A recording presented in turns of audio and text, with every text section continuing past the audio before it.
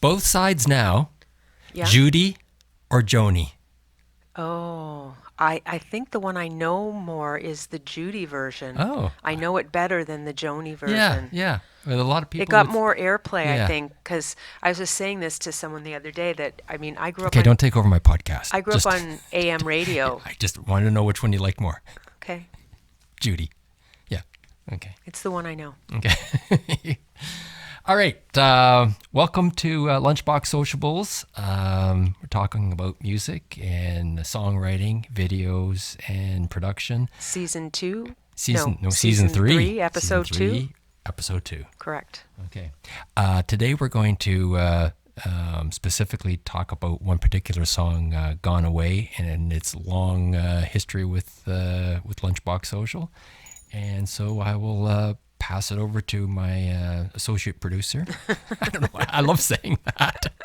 You can call me associate producer. I'm definitely not your technical producer because the amount of time we spent Yeah. or you spent Today- getting everything set up. yeah. You got a lot of equipment Yeah, there's a lot here. going. There's a lot going on. Yeah, today. I what might have to you got in front of you? Okay, so I always record on a Tascam DP24, and this is going to be a good day to talk. Everything's going to be with the Tascam DP24, but I actually have two of them. I have the old one that we're recording this podcast on, and the new one that has the Gone Away song on it. And then I have another little mixer just to be able to put everything together towards the video camera. But there was a lot, and there was re-recording of some old cassettes I came across to be able to to be able to talk about the song. Okay, well, we'll get to that in a second, or in a few minutes. But just to say that in a future episode, you're going to do more of a deep dive on how to use the actual, what is it, Tascam? Tascam DP24. Okay. And I'm going to spend one episode on all the buttons, all the features of the Tascam, and then a second episode. Here we have the dog. And we have the dog. And a second episode on how I use it to record. So it'll be the features on one and how I use it to record to make broadcast quality songs. Okay, good. All right. So we're talking today about Gone Away. Yes. The whole episode's going to be about Gone Away. Mm-hmm. The recording of the song and then the video. Yeah. Correct. So with this whole episode being about this one song, am I allowed to ask what the song is about? That's true. Because you always give me a hard time. Every time I ask what the song is about, you're like, oh, why do you always ask me that? Yeah, I do. Your second least favorite question is, why is there still a Christmas tree on January 27th? Hey, no one knows when this was going to be recorded. This could have got recorded on at around Christmas time. I enjoy the tree so much that there's very few Christmas decorations on it left, and I think it'll stay like this for a while. I really enjoy having the tree. Okay, so back to the other question you don't like. What is Gone Away about? I can on this time. I really have an answer for you. I hope it's an answer. So back in 1985, I was working for the Chingukuzi at the Chingukuzi Park in Brampton for the city of Brampton Parks Department, and I can't believe I can remember his name. But there was a lead gardener, and his name was Anton Karlovic, probably Karlovich. And I was working with him, and he knew that I was a musician and a songwriter. And he said to me one day, he says, "Can you not write a song about like mothers or about something nice?" I guess he was tired of the kind of stuff that was coming out on the airwaves. So I said, "Okay, Anton, I'll try and work on it." So I started that song way back then. And made a kind of a version called IOU, which I see. What was when I don't have the date? Oh yeah, it's actually 1985 IOU, and then it turned into being She's Gone Away, and then it became Gone Away on the subsequent recordings, and we just changed it up a little bit. How many times have you done it? Well, there's this. There was a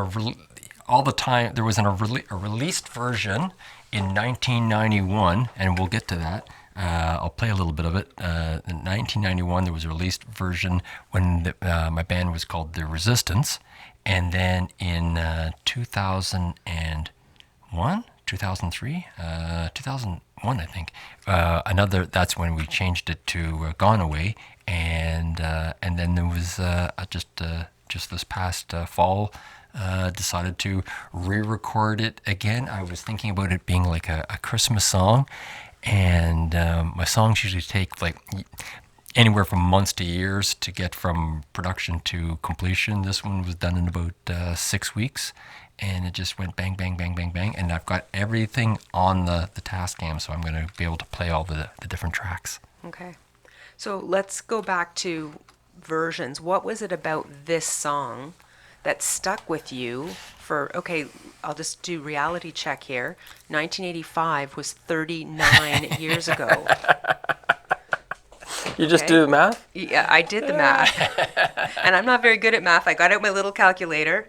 A song that stuck with you for 39 years. What is it about this song that stuck with you that long? I really like the lyrics, and it's a song that at some point somebody says something about it and it reignites my love for the song.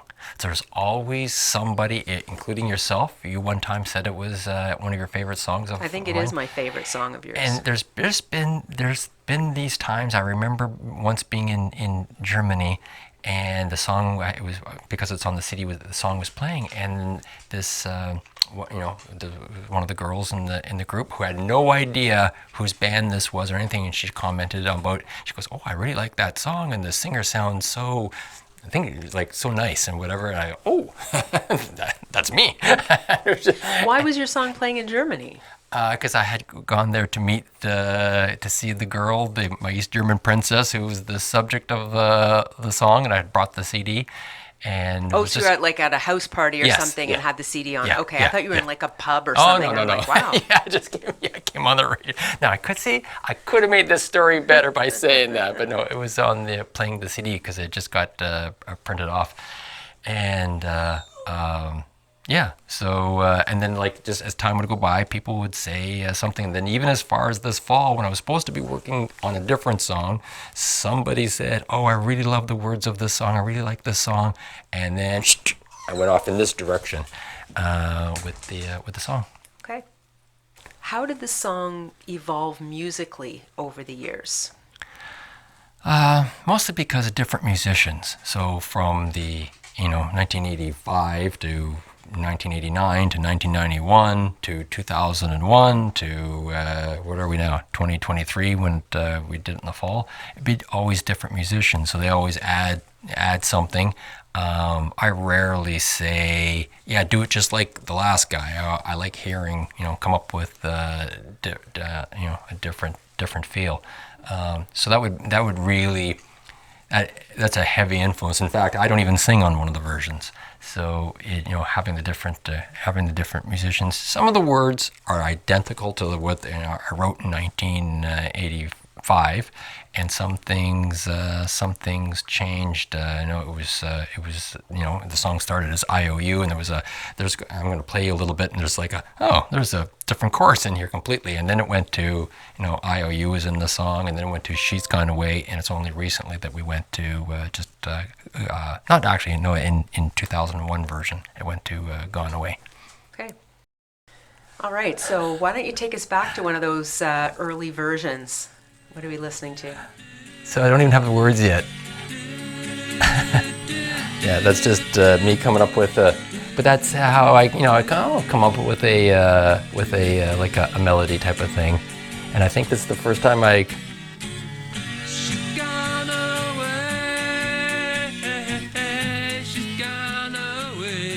Sounds very folky. Well, that's me, like 1985. Okay, I think we've heard enough of that. Okay, so now this next version is from The Resistance, 1991. I was so happy when I found this cassette. I'm not even singing the song, so it was James Conner who's singing the song.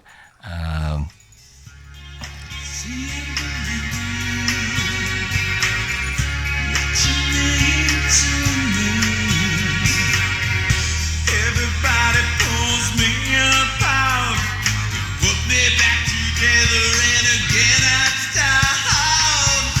Get me walk through the love of your heart, walk through the love of your heart.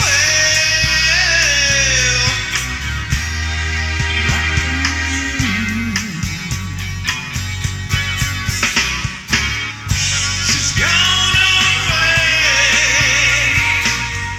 She's gone away. She's gone away. She's gone away. She's gone away.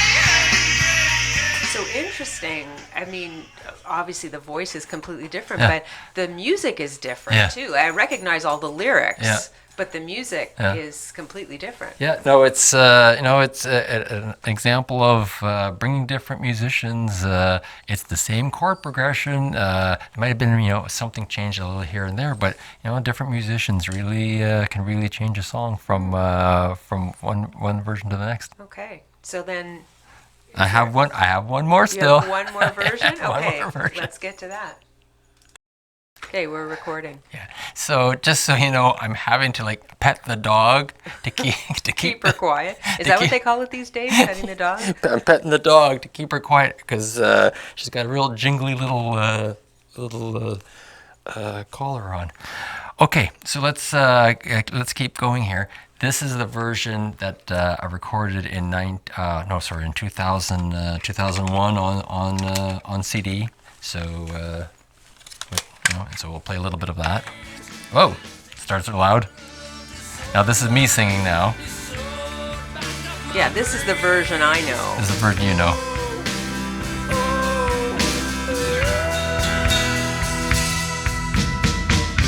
Alone I find my way. As my I don't even remember doing the backup vocals. away. My baby's gone away.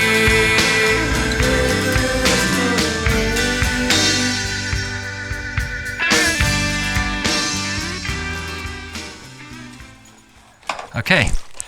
So who was the band then? Jesus Christ, I stopped. Yeah. All right. We're back. We're back. Okay. So tell me, who was in the band at... Oh, I'm not really on the mic, am I? Are we back? We're back. Okay. Okay. So tell me who was in the band back in 2001 when that you put that album out. So this was this is this version of Lunchbox Social was around for a long time. So it was Rob, who's been still with me since 1997. Darko, who had Darko's back even before that. So Darko I knew longer. Gavrilovic and Rolf Feisel, who was on drums. So it was just the four of us at that time. On this recording, we got a session guy to do the organ, but other than that, it was just us, and we recorded at Studio 92. Yeah. So, and then this was the version. And this is the version that during the pandemic, and I had nothing on the go. I made a video for and re-released it with the new music video. And then just this last fall, decided, hey, let's re-record it again. Right. I just love re-recording this song. All right, we're back. We're back. Okay. Got a little dinner. The dog is quiet. Okay. So now you're going to take us through how you basically build a song, right? Okay. So this is the brand new version of Gone Away Yep. that you recorded in the fall of 2023? Yes. Okay. So tell us what you've got Okay. here in front of you and how you do all of this. So the last couple of years, I've been playing with it a little bit. Just I brought the song back, and how I would have done differently from the 2001 version. And I think, I want to play it a little bit quicker. So I've been decided to play it a little faster. And when we came to recording, this is pretty much standard of how I get songs started, and this was a good one to use for this example because there isn't that many guitars and layers of vocals, so I was able to get it all onto the 24 tracks. So once I decide on the tempo, the click tempo, I will record that. Okay. And then I make what I call a scratch vocal guitar track, because I want to be able to have something in the background to be able to know, okay, where are you in the song? So,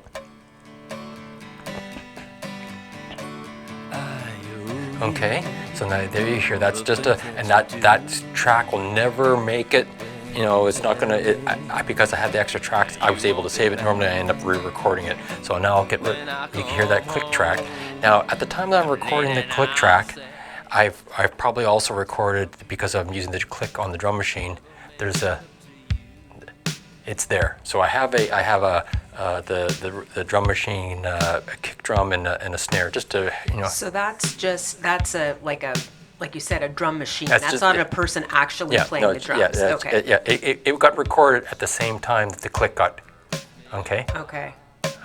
And the click track is a cowbell, right? Yeah, it's a cowbell. Okay. It could be anything. But okay? you use a cowbell. Yeah. All right. So now I've got this recorded. The click. I might still keep it. I really do record a lot, keeping the click, but I know it's going to be irritating for the listeners here. So I'll bring it back down. So the very next thing I would do, and I did on this version, is as I record a good acoustic guitar. Okay, and I'll just bring it down. And then I'm pretty sure the next thing I did was maybe not the final good vocal. A fool I can be. Okay, so now I've got a better vocal than what's on that scratch track. So that scratch track had everything, like both the vocal and the guitar at the same time. So now you don't have to use the scratch track anymore. Scratch track is now done. Gone. He's done. He's only there. He's only because I didn't need to erase him. He's the first one I would have erased.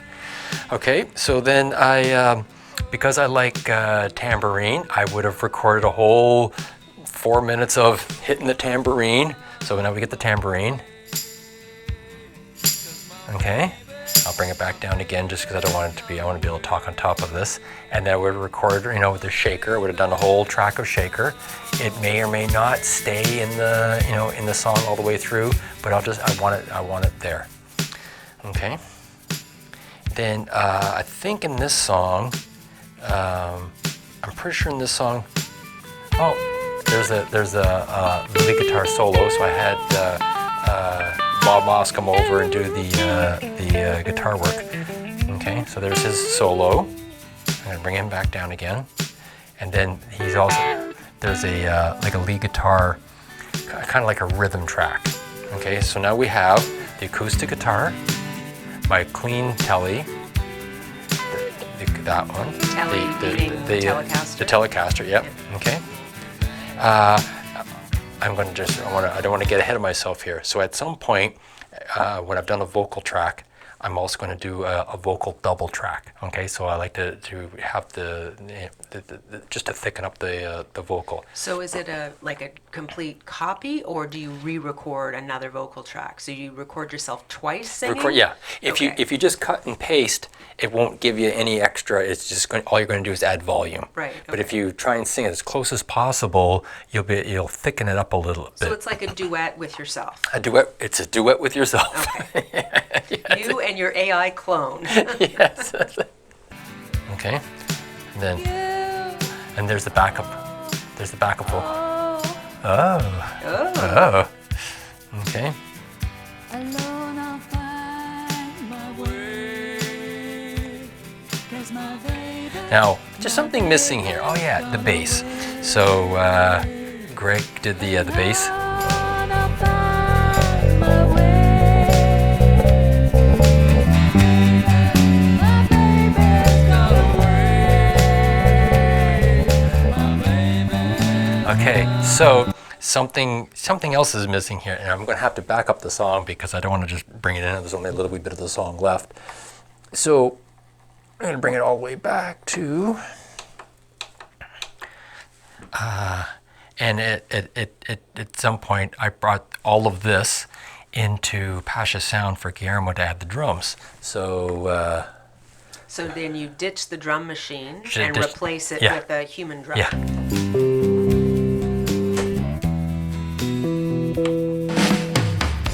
See and believe what you meant to me. When life gets too much, rips me apart. You put me together again and you get me right back to the place where I started. And you get me warm to the love of your heart. Must warm to the love of your heart. oh yeah. I've got to lower everything here because I want to be able to. All of these get exported one at a time as a WAV file, and then I bring all these separate WAV files into the mixing studio, and then he takes them and does his magic with that. But this is just recording these tracks. For the amateur person at home, could you just mix it yourself on this board? Totally could mix it. This board has a mixing function. It has a mastering function as well. So you could, and there's a handful of songs out there we've released completely recorded and mixed on this board. So it is doable. But it's so much more robust when I just bring the files as they are into Guillermo and he does the mixing. Okay, well, thanks for taking us through the song recording and mixing. And when I re-record it again next year, Another 5 years or so? Another 20 years maybe? there's a couple of songs I just keep wanting to re-record. This song, "Wish That You Were Here," and "Expensive Mistakes." Maybe "Desperate Measures." I keep wanting to just re-record them. I always think, oh, I like this little way of doing it, and I keep And there's other ones that one and done. Yeah. Is it that you want to make the song better or that you want to make it different? Both. So my thinking is, well, until one of these songs ends up opening up all the doors, that means it hasn't yet. So let's try another version. Maybe a different version of it will open more doors. Right. And I really do, because I'm playing the songs, it also keeps me engaged by a different version. If it's just always the same version over and over, I get bored with it. Mm-hmm. So I like doing a different version. And sometimes I might actually change. This one hasn't changed any of the words or the chords, but there are some songs I go, wow, completely. Well, you can hear the big difference from the first two versions to the final two versions. Yeah, like they're completely different songs. Yeah. Yeah, good. So let's talk about the video. Yeah, so again, I'm always let's just do this video simple. Let's do the video simple. And it is simpler, but again, I still more than I thought, did more than I thought it would take. We did the bulk of the video once, and then we went and redid it all again with the fancy smoke machine. Set the fire alarm off, set the smoke fire detector off. Yeah, so I really wanted to focus on the song. So I didn't really want to have a lot of too many other scenes and different things. I really wanted to let the song kind of carry the video. So I wanted to kind of play almost play down to myself being in the video, just play the song and let the song carry it. Yeah. So you're wearing your lovely cowboy-looking shirt. Yeah. Is there a story behind this shirt? No, other than the fact that I bought this when I was 19. Okay. I was living in Brampton, and I came into Toronto, and I bought this shirt when I was 19, and Did you buy it at Thrifties or something? No, it was someplace on Yonge Street, walking up and down Yonge Street. I bought it. It is snug, so I was a little thinner, I guess, when I was 19. I don't know why I wanted this shirt for the video. I don't know, but it just worked out that way. And what was the overall mood you were going for in the video? The song is a sad song. up until 2000, the song had had different purpose, had a different meaning. But in 2000, when we were doing that CD that we released, then we needed one more song, and my girlfriend at the time had gone back to Germany, and I was missing her, and I thought, you know what, I'm going to pull out She's Gone Away, change it to just Gone Away, tinkered with it a little bit, changed the chorus around, and so it was for her that the song got recorded then. And in this video, you see that memories of her are in the video. Right. So that's who the woman in the video. Yeah. All the pictures that Yeah. come up. Yeah. What's with the candle? Why? Like, it's in the video, Oh. and you've got it here on set for the podcast. Is Oh, there a there's- significance? That's what I should. Oh, should well, say. in the What's deal? podcast, it was just because I could remember what this podcast was about. But the significance of the candles, it was a gift by the East German princess that the song ended up being recorded for. Okay, so that's nice. Yeah. Yeah. Okay, so I think that we hit on enough about Gone Away. I know I said it at the beginning, but I'm going to do a double podcast or a two-part podcast that I would like to go into a deep dive into the Tascam 24 about all the different buttons, all the different features that it has. I use almost all of the features. There's a couple of features I don't use, but I use almost all of the features on it, and I've been using it since 2015, so I know it pretty well. And then I'll do a second part, which will be how I record on it and mix, and how I build a song on it, which will be more in depth than what we just did here today. So thank you very much for watching our podcast. Thank you very much, Leslie, my associate producer. You're very welcome. I love saying that. And we'll see you again soon. Thank you. Bye. Bye-bye.